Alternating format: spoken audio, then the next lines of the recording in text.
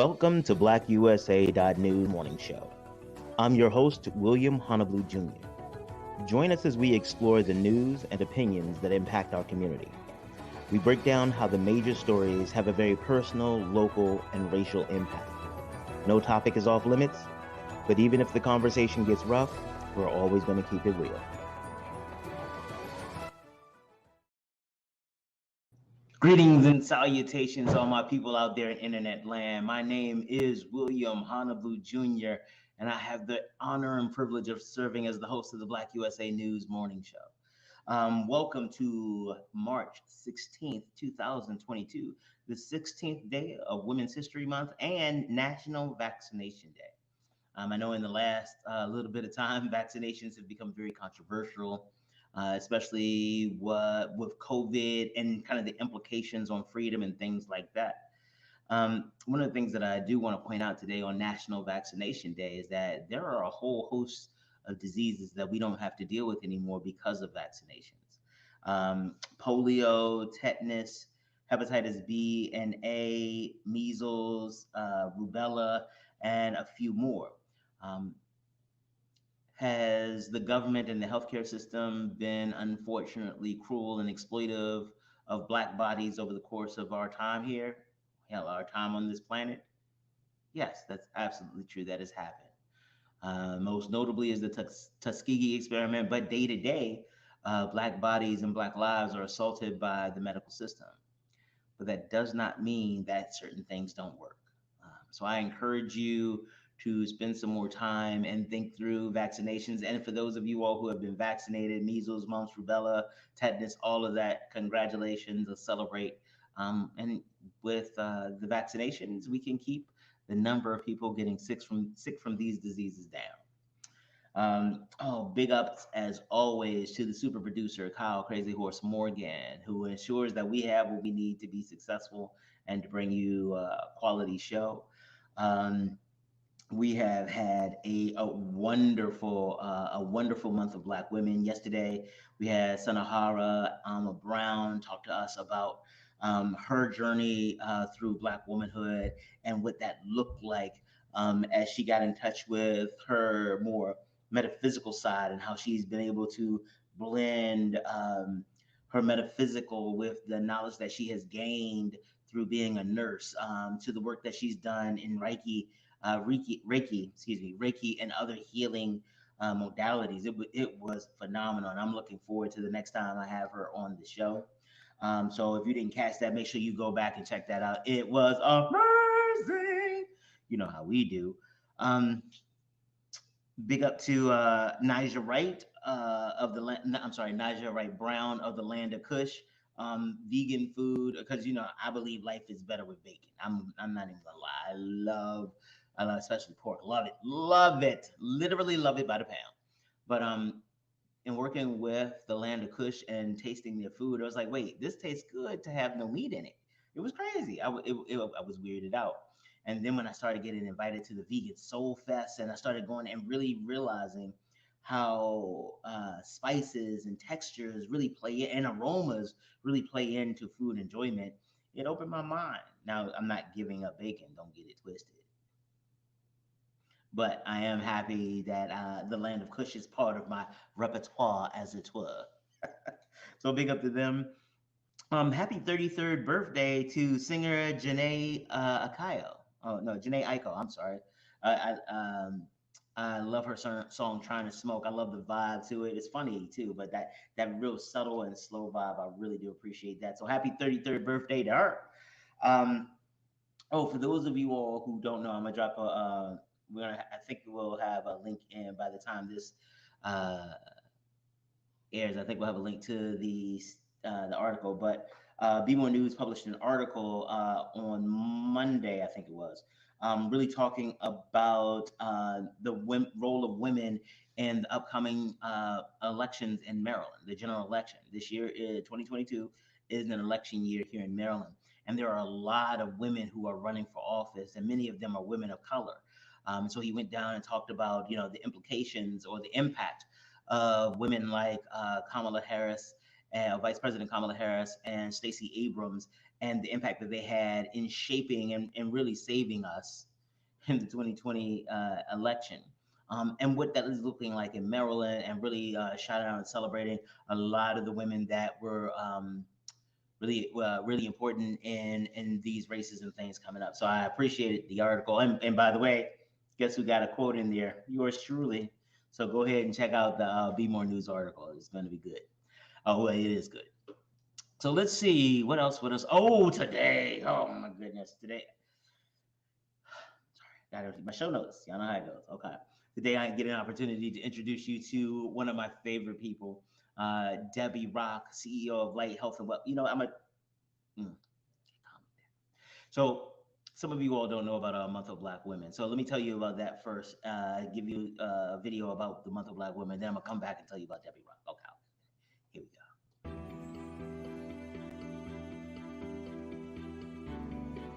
Dear Shanae and Simone, as you move through life as Black women, you will have a very unique experience.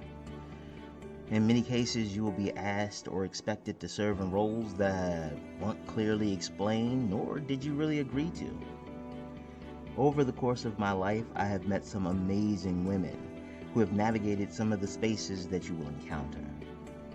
I want my village to share with you their stories of trials and successes to help provide a foundation to understand your power to choose the woman that you will become and the strength that you can find in your sisters. This series of shows is my gift to you. The women you will hear from are phenomenal. They come from different backgrounds and have chosen different paths for their lives. Each represents a facet of the Black woman experience. Some of the stories may not align with your journey directly, but those stories are even more important. By listening closely, you can learn about uncommon experiences and find ways to support your sisters along your shared journey. I love you all so much, and I hope to see you soon.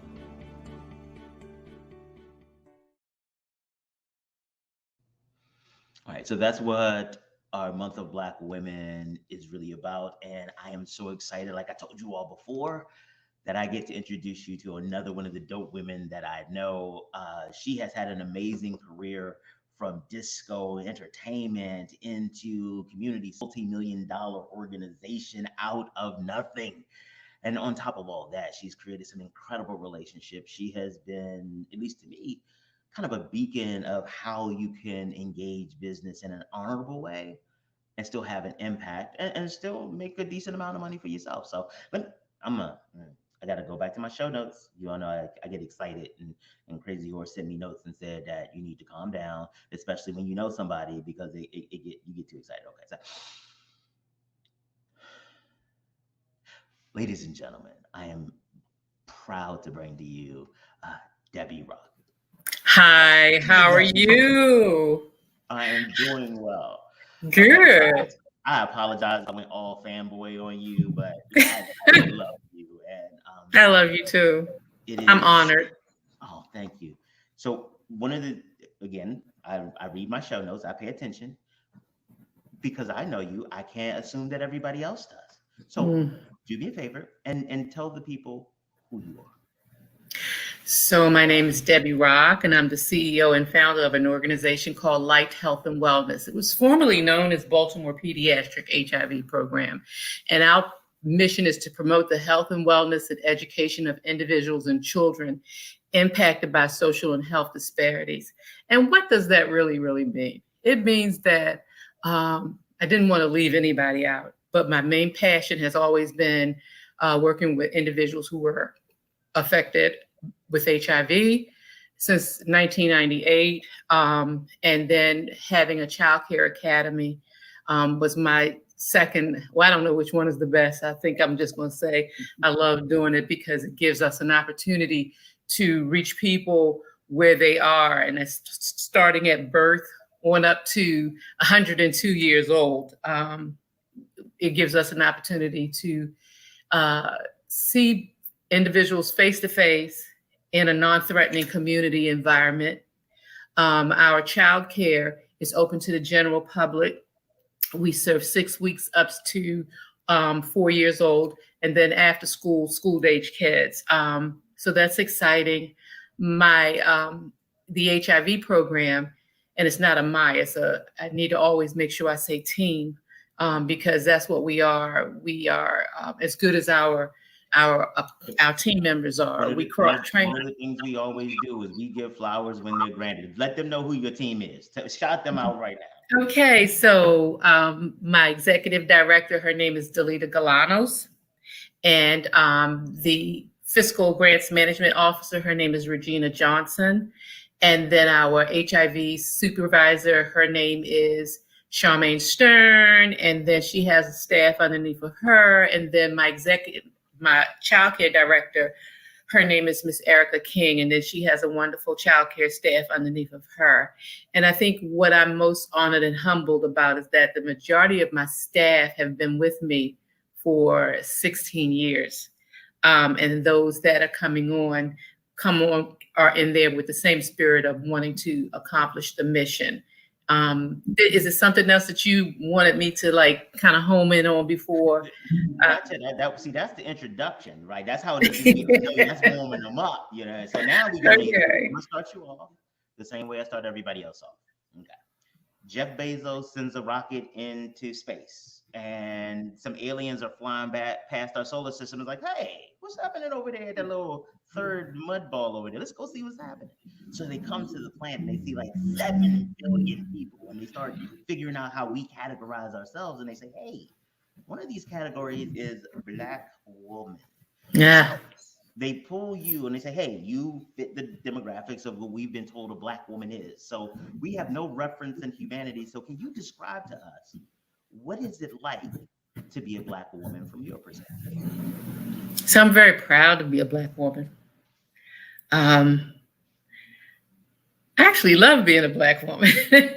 um, I think when you ask me that question, I have to think long and hard on it because, growing up, being light skinned, it was blackish. The darker you are, the more Black you are. So I think I struggled with that piece of it as well, or not more so than dealing with, other people of color.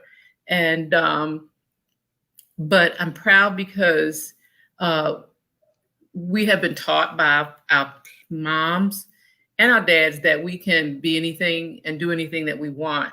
And so to be a Black woman today, I am even more proud of this generation that we have that are popping up businesses and not being afraid to like just jump in and not just have something to do something, for the greater good, but like you said, make money too for themselves, learn how to be financially, solvent for themselves and their families in the future. So I'm very proud and excited about what the young Black women are doing today.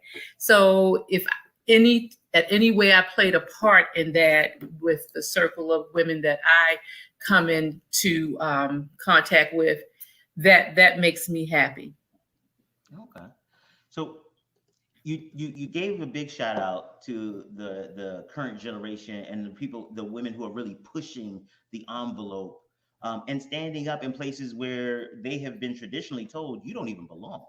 And Mm-hmm. so let's continue on that vein. Let's talk about the young Debbie Rock, because the young Debbie Oh, Rock. it's funny. You should go to the Young Debbie Rock. So, are you referring to my musical background? Well, no, not just your musical background, because I want to talk about that later. Because I always find it interesting when we talk about you leaving that life for a life of service. So I want to talk about that later. But I'm talking about the fact that, see, you shouldn't have told me there was a book about you. Uh huh. You see, you shouldn't have told me about that. That's what happened when I start reading stuff. Okay. Mm-hmm. What you did early in your career is that you stood in the gap where a lot of other people wouldn't. Looking at your music career, you did separate concerts on your own. So we don't talk about that part. It's not just you were a musician and a famous one at that. You took that as an opportunity to still serve. The young Debbie Rock saw a need and she said, we gonna carry our community on our backs with our art. So could you talk a little bit about, because the first time that we used to do those concerts and then do the kind of the free silent, free separate sessions to give money to community-based organizations. That's what I'm trying to. I'm not good at this part. I get excited too easily. So, but that's the part I want to talk about. So that's where my faith and my participation in being raised up in the church, going to church every week. You know, us black folk, we in church like 5 times a week, singing on the choir. Learning how to take care of one another. When we talk about even having buying the fish, frying the fish, then selling to pay a bill. Okay. That's where we learned what we needed to do to make sure that our church survived and was happy to do anything and everything that we could do. So that's where it started at. And then when going into, like you said, my music career, I did jazz, big band, worked with a couple of R&B bands. And then I think I wanted to be a Phyllis Hyman, but that didn't pan out so well. So the break came in the disco circuit. And as everyone know, majority of the clubs that you that are around, really great clubs, are the gay clubs. Loved every minute, wouldn't trade it for nothing in the world, because that's what introduced me to AIDS back then. And I got a chance, like you said, I have a humble spirit, and I think I want that to be a takeaway for people, because you never see how other people see you. And while I was, performing in a lot of these clubs across the country, I got a lot of education from different people from various backgrounds. You could be homeless and you could be $1 million, have $1 million, but in a gay club, everybody was treated equally. And these individuals, they were far more worried about, their parents or friends finding out that they were infected versus that they were gay, versus whether or not they were infected. So I got a grassroots education, and then to come back home and know that children were being infected. And this was about to hit the African American community. It was like, oh, how can I help? And the reason I wanted to stress again my entertainment piece of it, because I didn't know diddly squat about writing grants or where to go after money. All I knew was I have a gift of asking. What's the worst thing that you can say to me is no. And that's the other takeaway that I want people to know, that don't be afraid to, walk up to someone and say, I don't know what I'm doing, or I don't even know if my mission is coming out of my mouth right. Am I saying what I need to say? Or what is that passion, or what is it that you want to change? And the third takeaway I want people to know is to find mentors, find people that know far more than you know. I always talk about, especially with young women, put your pumps on. Your pumps are made for walking, okay? And it's like you gotta do your thing to get up there and say, sit down, I need for you to talk to me. It's just and in the general conversation about how can I accomplish this, and would you mentor me? And I think that's been the biggest key for me for continuing my education. I do want to tell you who my biggest cheerleader is, and that is my husband of 41 years. I don't think I would have been able to do a lot of the things that we have accomplished had he not been that force behind me. My daughter the same way. I'm proud of her as well, who has done miraculous things and continue to do so.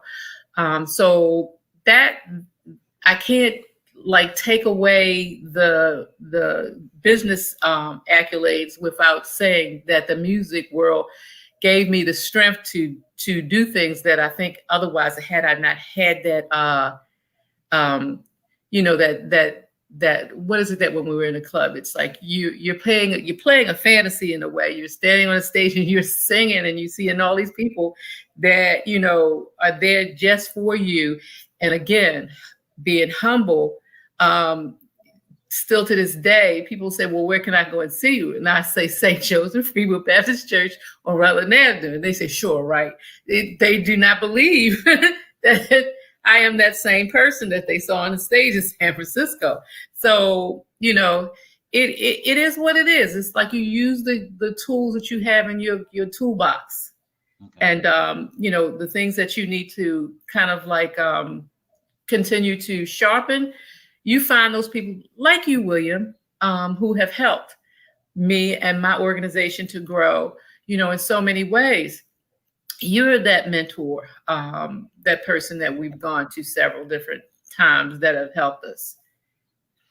So one of the things that in talking about that, I often talk about how we met and how we started working together. And the way that I remember it is it was right around the time that Obamacare was being rolled out.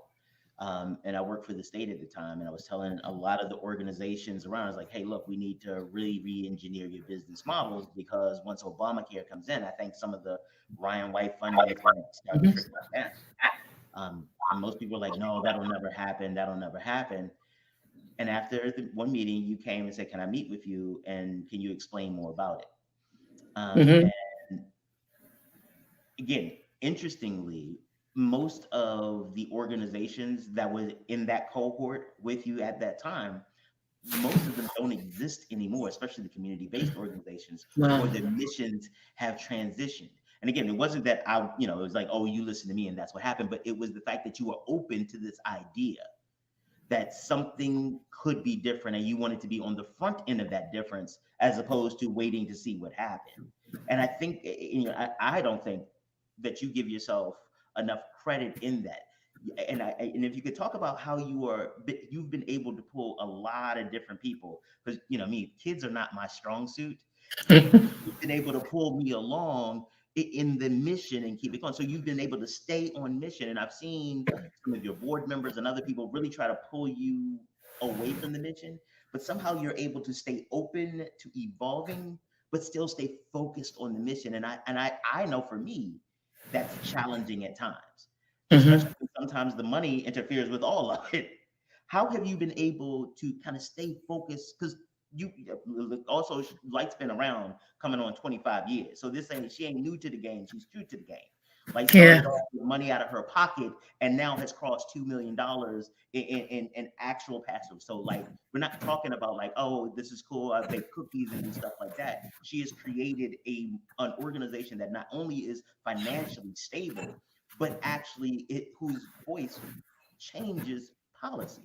How have you been able to manage all of that? Because that's a lot. It makes me tired just talking about It makes me tired just thinking about it. Um, Again, I feel like the best way to accomplish it is my executive director, Delita. I'm lucky that she has been with us for 12 years, and so her grooming came day to day. And actually, she's much tougher than I am in some ways. But she understands that what I want our programs to continue to look like. And I don't know if I really said what our programs are outside of the child care or the HIV programs, but if I break the HIV programs up, it's emergency financial assistance, it's non-medical case management, client advocacy, it's support groups for teenagers, transgenders. All of them are separate groups according to how they want to be supported. So there are a lot of moving parts. Again, that whole concept of cross training, going after grants. People want to give you money. They just want to make sure that you're going to be responsible for the money that they're giving you. T. Rowe Price, it. Big up to John Weinberg, Brothers. huh? I say big up to John Brothers. John Brothers, absolutely. They want to make sure that the money that they're giving you we're being fiscal responsible for it. And everything is like COVID now has everything so upside down. I think another thing that People need to, um, the other takeaway is to communicate just that. Here are our challenges. I want to give a shout out to, New Shiloh. Our rent was very, very high before COVID hit, and sat down with the pastor and his trustees and said, "Look, this is what's happening to us right now. And this is all we have." And he said, "Okay, let's do this, in stages," where it freed us up from having to be worried about being put out on the streets. It's just a matter of, you don't know is not know until you've tried it. So, and it doesn't hurt for us as CEOs to sit down and have a 5 or 10 minute conversation with someone that's trying to start their own program, or if we're not the expert that they need to be speaking to, make that connection with that person that they need to be talking to. I'm the am I on my fifth takeaway yet? Because my fifth takeaway. We just keep it rolling. This is an Okay, organic conversation. my fifth takeaway, because I don't have no notes, so I can't look down. Partnering. Partnering is so important, especially if, let's say, we have our mental health program and we're partnering with Above It All. They have a PRP program, psychiatric rehabilitation program, where we all have relationships with the schools that are in our community. And again, it is making sure that our families that we know are dealing with so much trauma. Our kids are facing so much, exposure to violence and crime, and some of our parents are not nice people. And they scream at our kids. Yeah, that's true. And you can tell the kids don't want to go home. So,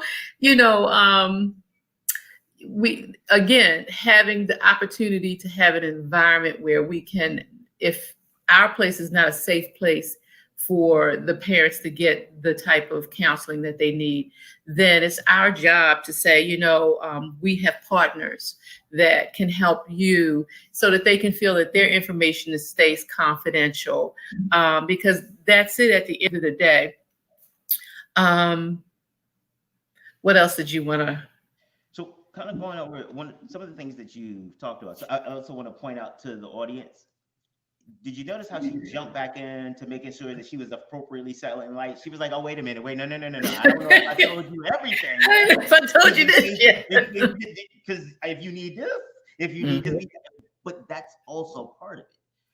One of the things that I have noticed about you, or at least it seems to me, is that you have integrated all of the roles of your life and wrapped them all around service. Every time we talk about what you're doing, sometimes in opposition to the advice that I provide you forever trying to help somebody, save them, give them extra chances and stuff like that. But as we're having this conversation and some of the other ones that we have had, I realize that that's still part of your service. And you have been able, and I didn't know the story about you growing up in church and how that led to your skill set, but that makes sense. You have developed, it seems to me at least, you have developed your marital life, your familial life, your business life, your religious life, your advocacy life is all wrapped around service. And it seems like that's what you do to focus, and you just, how do I serve? Is that, or am I, because I know no, you're right. Okay. You're right. I don't know if this is, I was going to save this to the very end, but the ultimate goal is to help people break multi-generational poverty by helping them to provide creative opportunities for themselves to become change agents and their children future leaders. That's it. It is, again, taking the things that we may have to do it for them the first time that crisis happens, but then you start to engage where you form a relationship with them where you're able to teach them, and they want to be taught, and then they're able to, and if they can't do it, then their children, we say, okay, if that's not for you, then what are your children's dreams? And if their children want to go to college or do, some trade school, and it's like there's some math going on and you can't help them, you call us up and say, where can I get help? Physics was not my greatest suit, but I fed some Morgan students, that lived on campus to teach me how to do and get through physics when I was in college. So it's just being creative and thinking outside the box. That is a big thing. One of the Man, there's so many incredible stories about you, but one of the ones that I have seen that has actually had national public health impact was your participation in the Minority AIDS Initiative. One of the things that you all did that was amazing is you recognized that you can make as many appointments for the people that you work with their care providers as you wanted to, but they weren't getting through. So Yeah, and what I remember is that you all decided, well, if y'all not going, we're going to make the appointment, but we're also going to take you there. we walk. That's right. And what that ended up becoming was literally a model and best National practice model. Mm-hmm. nation. No. Internationally, the World Health Mm-hmm. Organization picked that up. But Mm-hmm. talk a little bit about how you even got to the point where you knew that was something to do, because you were still making the money. Everything you had done, you made all the appointments that you were supposed to. So why did you take it the extra step? Because again, it's like you always say, use an analogy. You know how flip phones, we went from pages to flip phones to iPhones, and now for our elderly, we're going back to jitterbugs.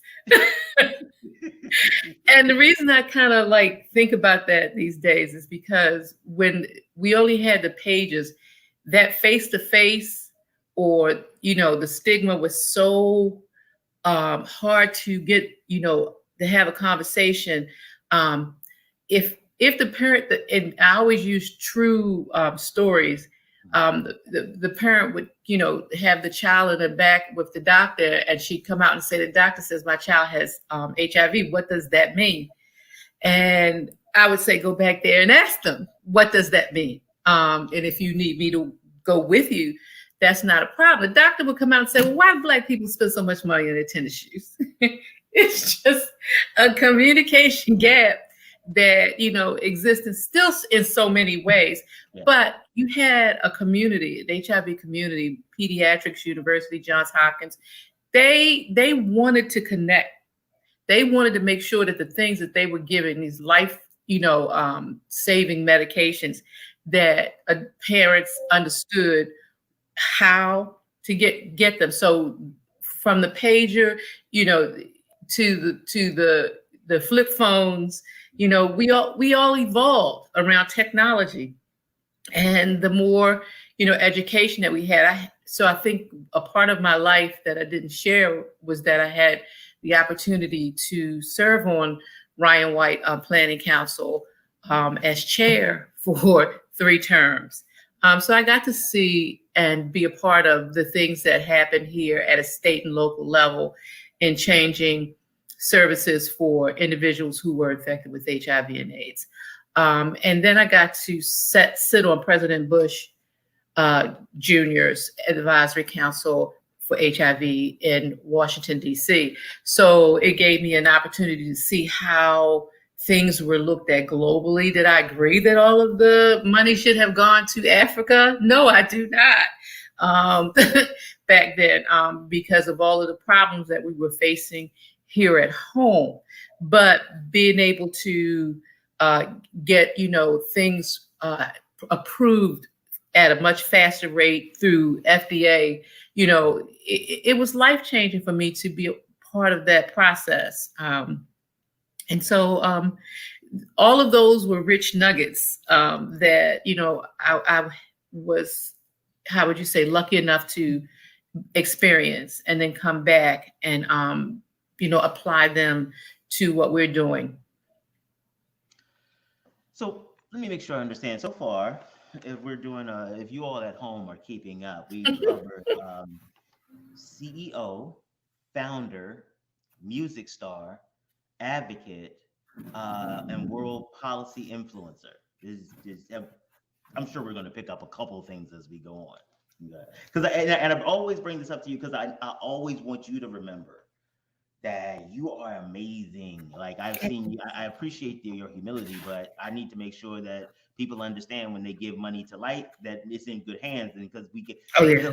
CEO is like a superwoman. She a CEO, a founder, a music star, an advocate, an agent of change, and a world like legitimately global level policy influencer.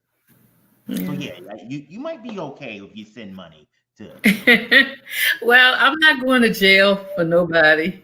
So that's number one. Well, at least I hope not.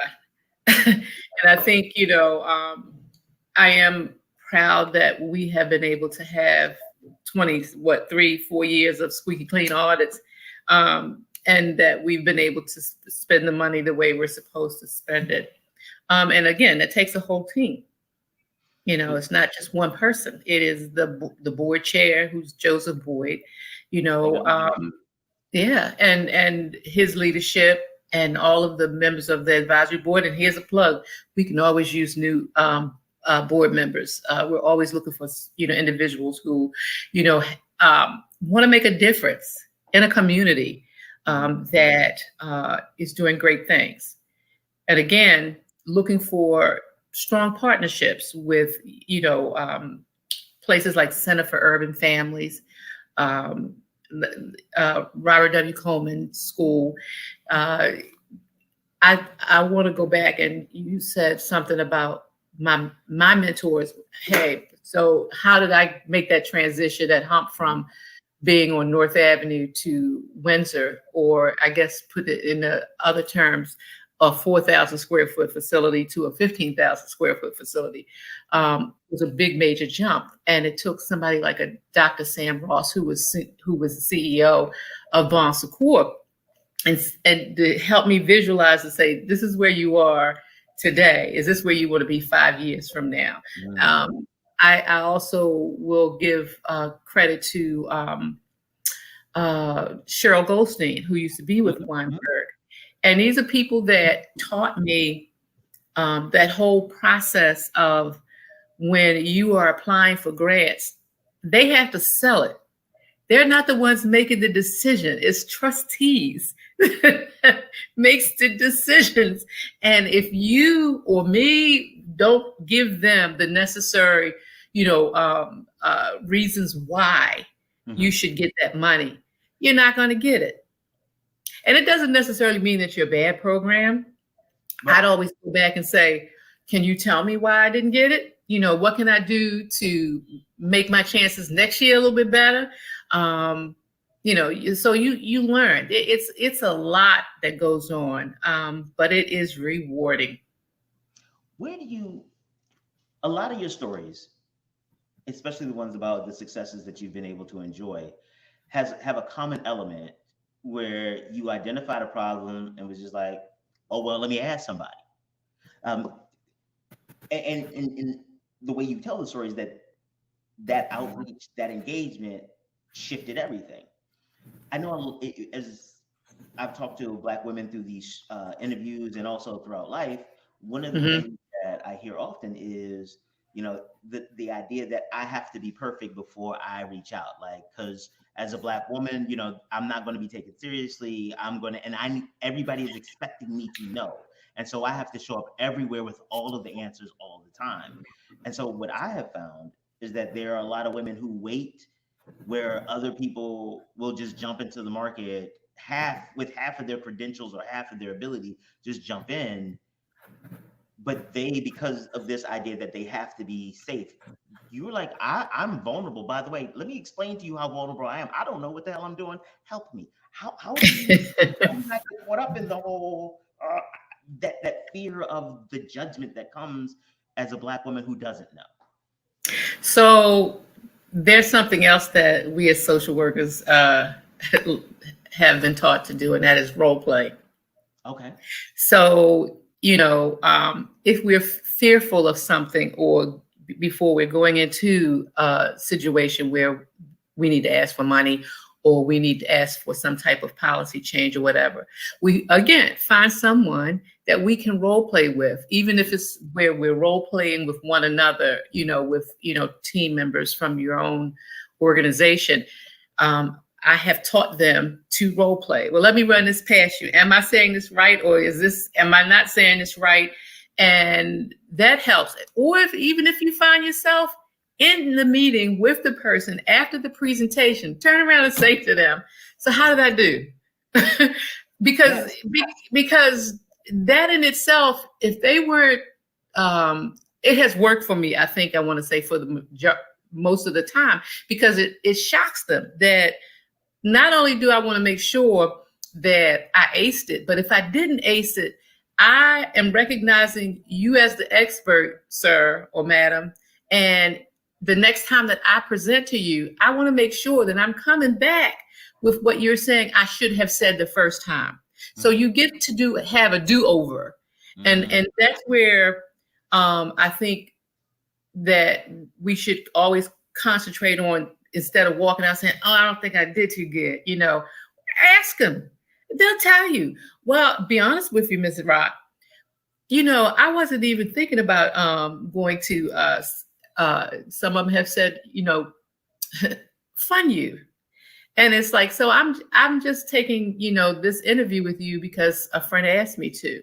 And I said, okay, I'm in receivership of that. So help me understand how I can, in the future, come back to you to get you to be someone that would invest in us. And I'm telling you, that has happened because I have an investor now that invests $20,000 a year, and he's not going nowhere. Mr. Todd Clary, that maybe 20 years ago, a coffee and that was it. Yay, Deb, but he has taught me never give up.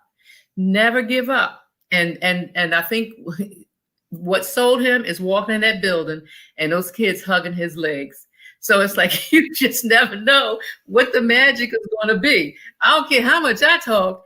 It wasn't that. It was those kids. And then him seeing and getting a relationship with my team, and seeing, firsthand how people's lives were changing. And he's just a ball of fire now, so, with his friends. So, but it was that you developed a relationship with him. It wasn't just about getting him involved and getting some money out of him. It was, let me help you understand who we are. You make whatever decisions you want, but I will open up good, bad, and indifferent. And in my estimation, hell, I'll talk about myself. I think that's one of the reasons that I know our relationship moved as quickly and as deeply as it did, because there was just openness. Like, this is what it is. This is what it isn't. And again, kind of going back to that, I just really want to highlight how being vulnerable may lead you to, with some of the bad people in the world, may exploit it. But it also provides you an opportunity to get some meaningful feedback, to get some honest feedback. And when people support you, they're not just supporting your avatar, your representative. You don't just talk about the 23 years of passing audits. You also talk about the dips in the line of credit, because yes, but that was a black hole. Right. But what I'm saying is that I want to make sure that, because this is ultimately, for me, this is about my goddaughters. I want to make sure they understand that it is one of the things that I want to highlight is that you have been honest about who you are, good, bad, and indifferent. And not only has there been challenges with that, but it's also sounded like it has paid off so much more because you develop genuine relationships and people are willing to work with you through the challenge. So again, I go back to talking about mentors again, because sometimes politically, there have been some of my mentors that have said to me, "Well, Deb, I know how you feel and you're absolutely right, but let me be the one to say what you want to say in the meeting, okay? Because they can't do nothing to me." In talking about that person saying they can't touch her, but they can touch me. So again, is having those relationships, with various different types of people that believe in you, Mm-hmm. know that you can't do it alone. If you think you got it, God bless you. Go for it. I'm so proud of when I see these young women nowadays that are just using social media Mm-hmm. to further their entrepreneurship. Mm-hmm. And you jealous? Oh well, they're the ones that's making the money. Yo, let me Okay. tell you, look, you talk about young girls. We a show on Monday. I basically copied and pasted one of the other host shows. I was guest appearing on her show. She brought these two entrepreneurs in. One of them has been in business for 2 years. The other one has been in business for about a year and a half, 2 years. One was 8, the other was 6. Oh wow. And when I tell you, I went to their website. I'm like, could you tell me who did your website? I need somebody to help me a little bit. Like, and the one Faith, big up to Zaria's Closet and Faith Showplace. The little Hmm. girl Faith, she came on camera with her lipstick right here like this. Like when they put her on, she was right here because you need to know you need to buy her new orange lipstick. I It know was that's right. it was when I tell you it just made my heart. They knew we talk about values. Hmm. Their family, their tribe has given Hmm. them those relationships to know that guess what, babe, you're safe here. We got your back. Hmm. And they have been able to stand 6 years old talking about what she is not going to do. I'm sorry, 6 and 8 years old talking about their profit margin markup, and it was impressive. Hmm. The Hmm. 6-year-old is doing drop shipping, Deb. Profit margin sixes. I believe it. But that's what I'm saying. Like, but when you're talking about how they've been able to use social media and Hmm. to establish these natural relationships, and it goes back Hmm. to the support of the team, the mentors that they have. Each one of their Hmm. mothers was a business owner, and the 6-year-old was like, when I was young, she said when I was young, I used to help my mother with her business, probably around 3 or 4, and then she helped me start my own. I'm like at 3 years old, I was eating paste.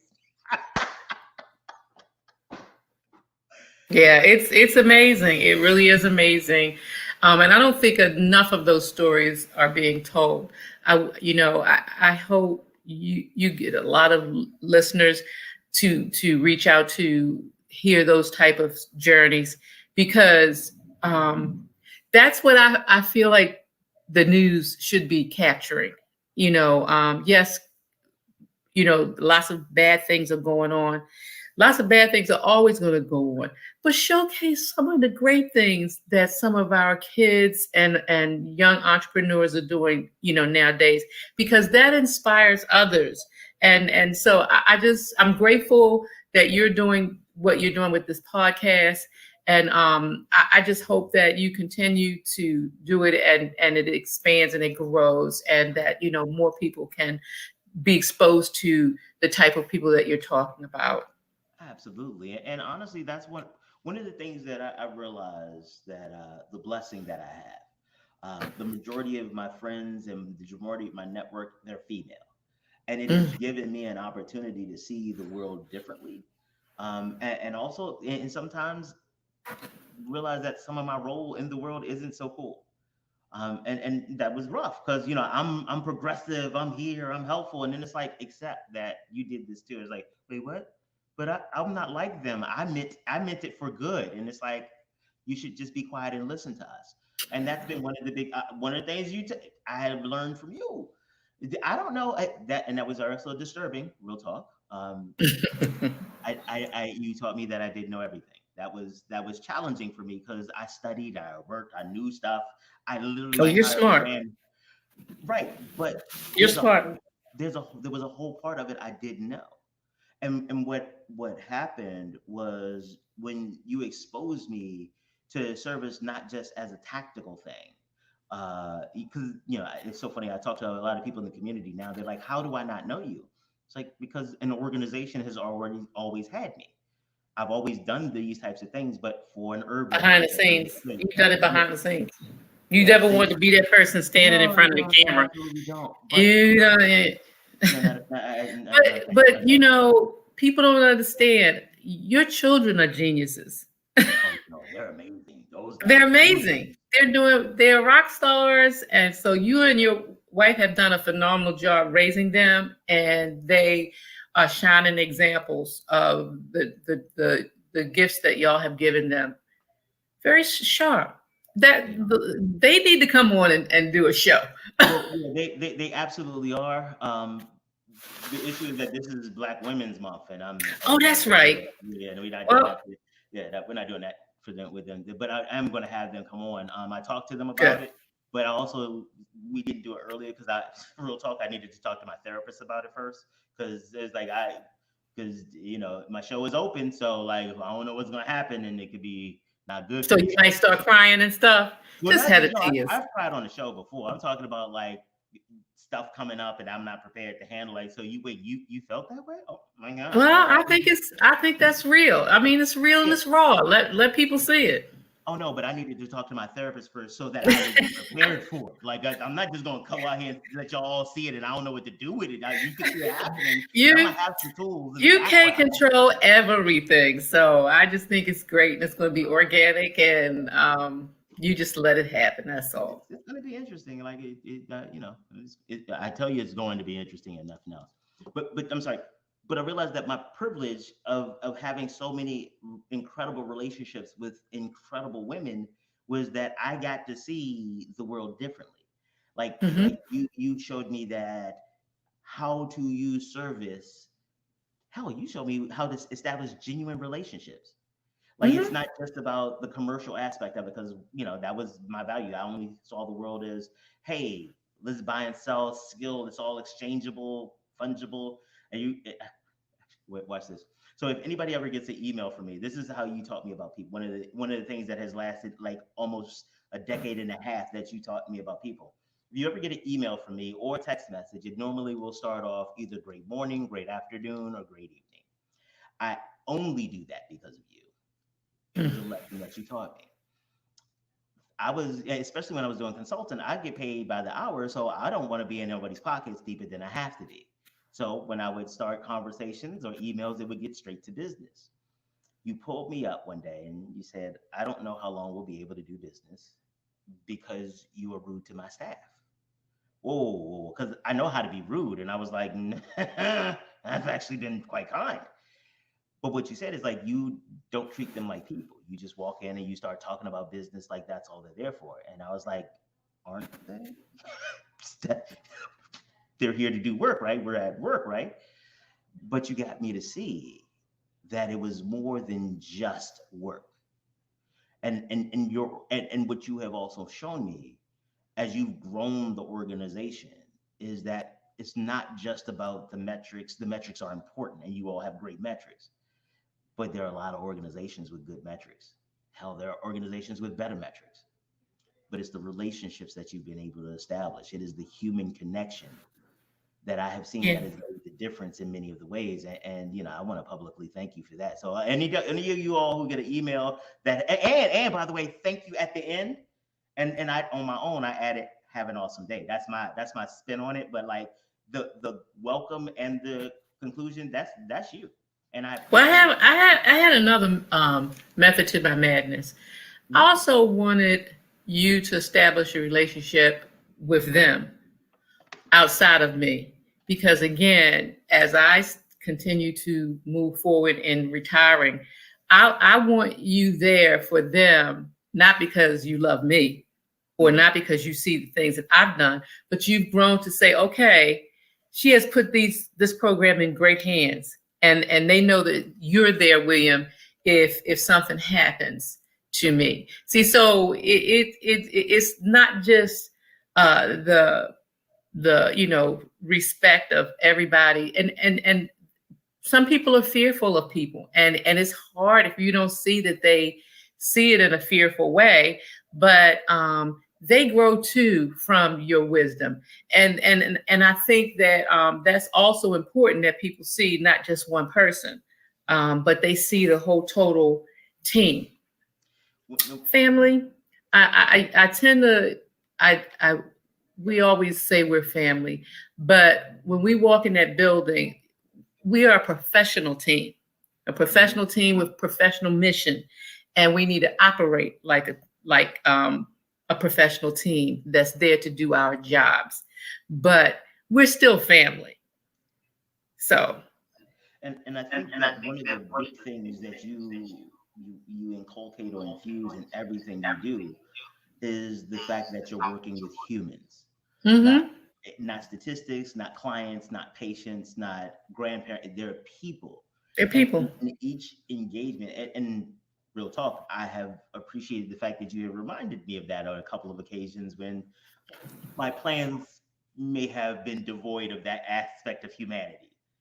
I mean, it's but this is but even in your description of why you did it, it was still understanding and appreciating the genuineness of relationship, the That's it. understanding the power of it, again, I want them to make sure that they understand that, and so let's I know see, this is another part of me talking about people I love. I got just get long winded and stuff, but I let's know. some of the let's wrap this up on what has been some of your biggest successes as a black woman, not just Debbie Rogg, not just individually, but like that thing that when somebody says black woman excellence, you and they point at you, you're like, I did do that. That's me. I started the first program that's nationally recognized for children who were born with HIV and AIDS. So I'm very proud of that. I'm humbly proud of that. And it's recognized as a national model. Um, I was able to help kinship care, standby guardianship to go through legislative wise with Senator Dolores Kelly. So to work on that policy legislation and to see it actually pass, and now it's very big. I was glad to be a part of that. Um, I'm the first thing I thought about was my husband when you actually asked me what was I proud of, Real because I talk. think he's a sexy, good guy that even after 41 years still makes me smile and blush, and I still love him just as much as I did the first day that I married him. And so I am proud as a black woman to be married to a strong black man. I'm proud of my daughter, who's a trailblazer. I could talk about her all day long, the things that she's accomplished, her MBA, her nurse, her psychiatric rehabilitation program, her marriage to her husband, Brandon Wiley. She owns a floral shop called Floors de V. You see, I'm promoting some things here. Keep telling. I love it. So I'm proud that we have been able to be a family. And not everything's perfect all the time, but we can sit around the table and say the things that are challenging to us. Our communication skills are we don't howl and fuss at each other. Um, we talk, and when we can't talk, we write. We write and leave the note, so that the person can let us sink in, because that's just the way it is. And so the love that I feel that uh, I've been able to give out and be received back through all of my relationships with my staff, my team, with you and everybody else. That's what I'm proud of. That I feel like we've we've created a really good community partnership.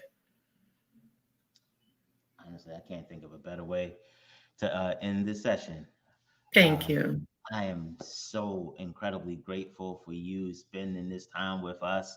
And just sharing about you now. Just to be clear, it won't be the last time, but That's okay. this time. Thank you.